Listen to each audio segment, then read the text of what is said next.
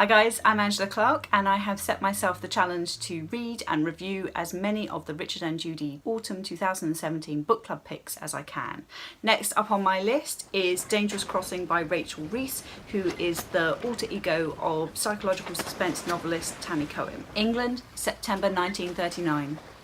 Lily Shepherd boards a cruise liner for a new life in Australia and is plunged into a world of cocktails, jazz and glamorous friends. But as the sun beats down, poisonous secrets begin to surface.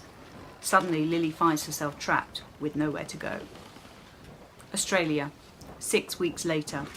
The world is at war, the cruise liner docks, and a beautiful young woman is escorted onto dry land in handcuffs. What has she done? Now I have to say I love the cover of this book and was really drawn to it, mainly because I really love the 1930s, the glamour of kind of cruising, the idea of going somewhere and starting a whole new life. These are people obviously who have no Skype, no mobile phones, who might not be seeing loved ones or definitely won't be speaking to them for a very long period of time, potentially for the rest of their lives. I know that Rachel found a diary that was written by, I think it was a friend of the family, who took this journey in the 1930s, and she's definitely put and layered in the wonderful, beautiful, evocative details of that journey, of seeing those places that the ship docks at for the first time in a world where there's not much television. Definitely there was movies, so you would have seen things, but you wouldn't have seen photos like you can with ease now on the news or on the internet. You wouldn't have known what Egypt looked like unless you went there. And it's an incredible, fascinating exploration of class. Lily is working class in this. She wants to go and become a housemaid. There are also a lot of feminist details that work their way into this in terms of the place of women in society, what women can do, what women can't do.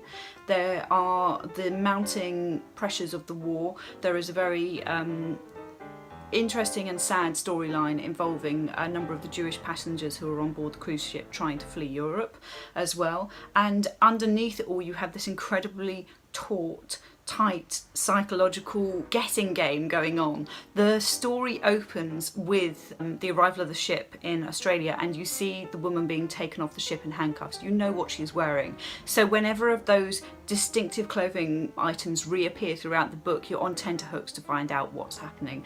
Who is the person who got arrested? What did they do?